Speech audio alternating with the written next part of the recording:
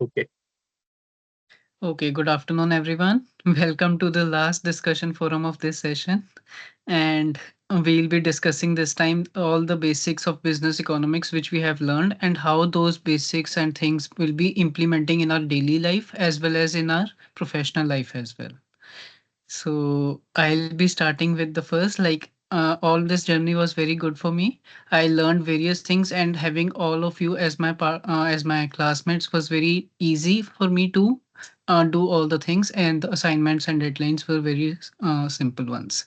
So what I have grasped with this whole course is that business economics is a very broad term, and economics especially is a very broad term, and if we implement few parts of those things in our own daily life, it will be very helpful for us, both in the business types of things as well and in our daily things as well. So the very first concept which I learned was the budget thing. It was being implemented in both the business as well as on daily lives as well. Like for example, right now I am jobless, so I have to do all my spendings in a type of budget constraint things. So I have to spend properly and wisely, and I can't just pay and throw cash here and there and I can choose anything. So I have to be very precise, and I have to know about my requirements, my needs, and then I have to choose those things. Same goes with these principles in our professional life as well. Like while we are operating our own business, for example, mine is a law firm I am operating, for example. So I'll be using the same concept of budget, like implementing those things, like whether how many co-workers I need, how many employers I need to hire, and how much people I need to hire as a staff members, and as well as people who are can be helpful for me and assistants. So those depends upon the business which we are running and how much profit I'm earning from that business. Furthermore, the aspect and the scope of that business should also be seen. Like if it's a very small type of business, then I don't believe that we have to hire more than 2 or 3 people, because the costing and the budget of their salaries and other things increases by the same amount, and same goes with the business. Also, like I after this learned about the demand thing and demand and supply. Like if the demand of our own business is very good in the market, then even people will be coming to us and they will be hiring us as a lawyers to learn their cases. So what I believe that during when we are newcomers in the market, when we don't have a name and fame, during that time we will be operating, I believe that I'll be operating in a very small or in the other like very concise manner, like not opening a showroom or not opening a place with a lavish office, and operating on the work from home basis so that people could come to my home, come, we can attract with the clients and everything, they can hire me because my costing will be decreased very much from there, like not paying rents, and I could use those costing thing and the rent, the money which I have saved during that time, by on my marketing skills, so that I could increase my marketing and could get my name and fame in the market. So once my demand has been increased, like my name has become, and I have won many cases and have given the rights to the individuals. So after that, I could be hired independently and can be hired on the basis of my name in the market. And from there, I could increase my budget and then increase every stuff like that. So economics is a very good, and if we apply it very correctly, we can get to know about our business and we can have the benefit of that, being a MBA. And while I'll be applying this business economics concept in my law terms, so that will be very grateful for me, I feel. And because the other individuals don't have this much knowledge, because they only have the legal backup and they will be thinking about the legal perspective, but I'll be thinking about the business perspectives as well, whether the business which I'm running is going to be a successful one in the future or not. So if I'm getting the feeling that the business is not getting appropriately and is not up to the mark, so I'll be doing negating the things and decreasing the cost of other stuffs, like hiring individuals and all, and I could negate that part, and so that I could be available and my business is running for a long period of time. Okay, that's what I have learned.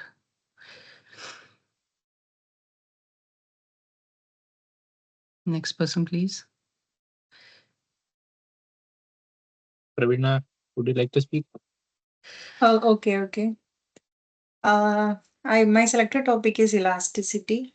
Elasticity for budgeting and consumption. When I think about budgeting, one concept from economics that really helped me is the price elasticity. It helped me to understand how sensitive I am to price changes for different things. Some items are inelastic, like groceries or utilities. Even if the prices go up, I can't really reduce how much I spend on them because they are essential.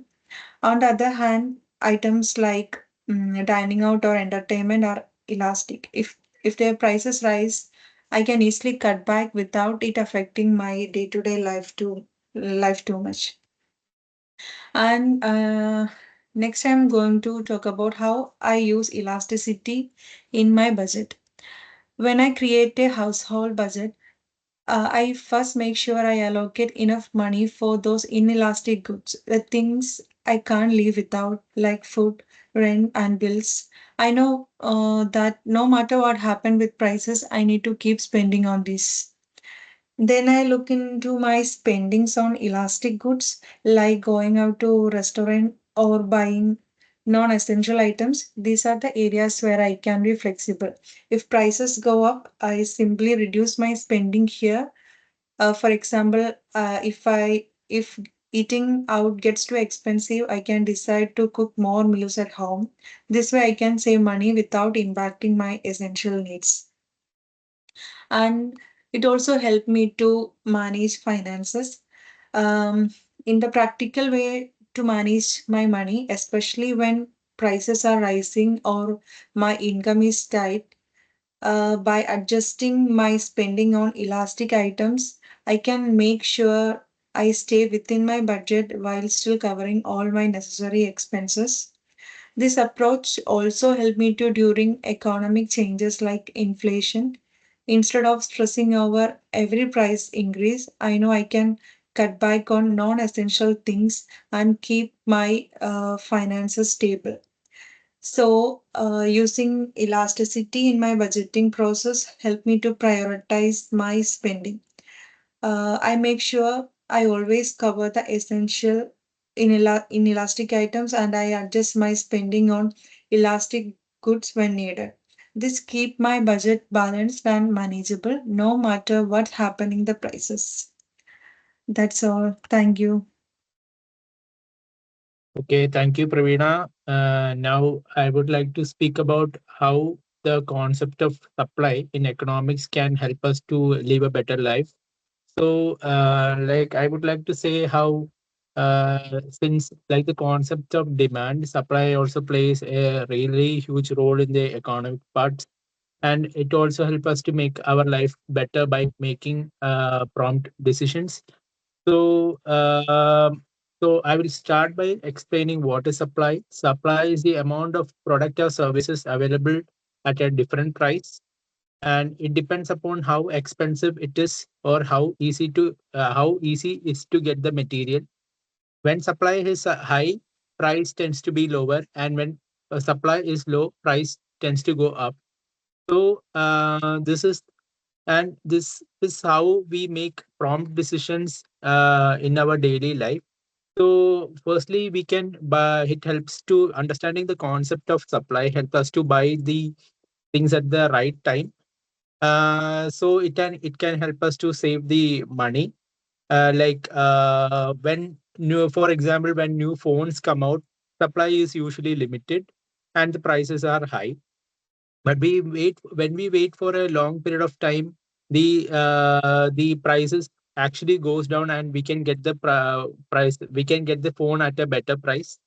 Similarly, it also help us to plan for shortages, and during emergencies like COVID, which we have all faced during that time.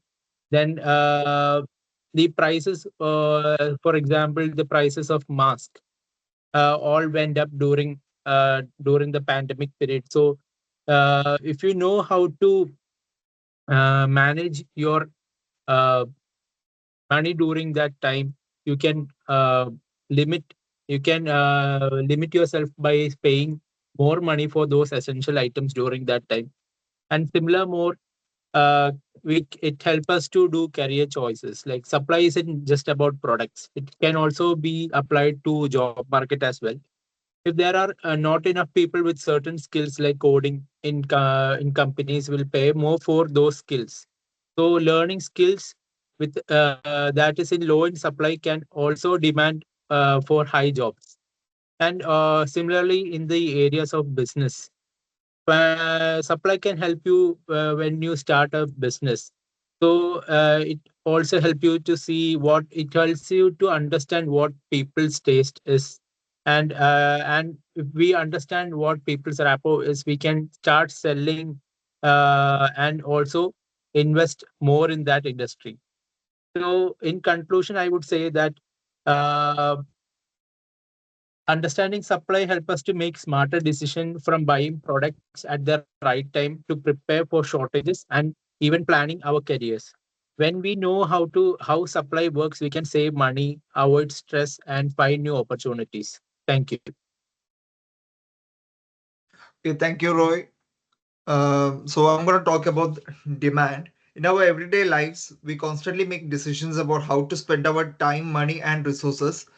Many of these decisions can be better understood through the lens of economics, particularly the concept of demand. Today, I will explain how understanding demand can help us make smarter, more informed choices in our personal lives. First, we have to understand what is demand. In economics, demand refers to the quantity of a product or service that people are willing to buy at a different price points. It's influenced by factors like price, income levels, preferences, and availability of substitutes. Simply put, when we understand demand, we can anticipate how our needs and desires change based on these factors. Second, personal finance decisions. Demand plays a key role in personal finance. Let's say you are deciding whether to buy the latest smartphone. By understanding demand, you might recognize that when a product is newly released, demand is high.